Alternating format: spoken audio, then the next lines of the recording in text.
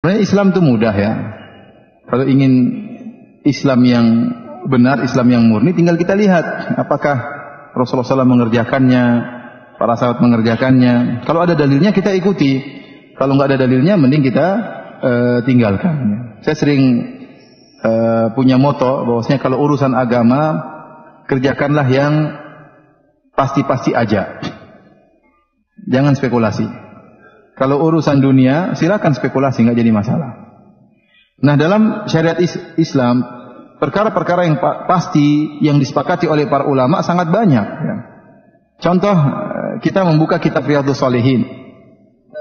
Bab dalam Riyadhus Shalihin, banyak sekali bab-babnya. Bab tentang sabar, bab tentang berbakti kepada orang tua, taat kepada suami, kepada tetangga, sedekah, sholat malam, puasa sunnah, puasa Senin Kemis, puasa Daud. Itu yang jelas-jelas saja kalau kita kerjakan sampai mati pun tidak akan selesai. Nah, kalau yang jelas-jelas saja tidak bisa kita kerjakan semuanya, maka saya rasa apapun perkaranya, kalau suatu yang tidak jelas atau yang tidak ada dalilnya, maka sebaiknya kita tinggalkan. Ya. Jadi saya berbicara secara umum, apapun perkaranya, ya, ada ritual apapun, maka lihat dalilnya.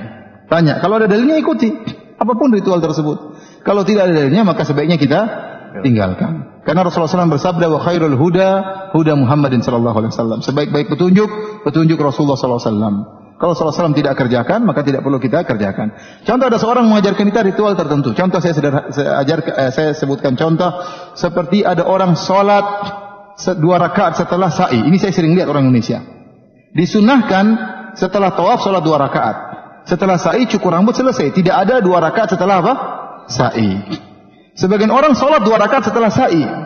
Kita katakan ini tidak dicontohkan oleh Nabi SAW. Karena kalau anda mengatakan ini dianjurkan 2 rakaat setelah sa'i, seakan-akan umrohnya Nabi dulu kurang mantap, kurang lengkap. Maka anda melengkapi dengan 2 rakaat setelah apa? Sa'i. Ya. Sementara para sahabat semuanya tatkala umroh tidak ada mereka mengerjakan 2 rakaat setelah sa'i. Ustaz, sholatkan baik. Iya, baik. Tetapi anda seakan-akan melengkapi ritualnya Nabi SAW. Nanti kalau kita bolehkan anda sholat 2 rakaat setelah sa'i, nanti ada yang punya ide lagi. 2 rakaat kurang. Bagaimana kalau 4 rakaat setelah sa'i? Akhirnya kita bagaimana? Kenapa anda melarang? Jawabannya karena Nabi tidak mengerjakannya.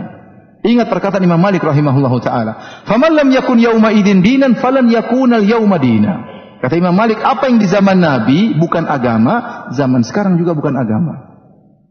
Ini kaidah Imam Malik. Apa yang di zaman Nabi bukan agama, zaman sekarang juga bukan agama. Bagaimana suatu perkara di zaman Nabi bukan agama, kok sekarang jadi agama? Akhirnya orang berani membuat ritual solat ini, ritual solat anu, ya.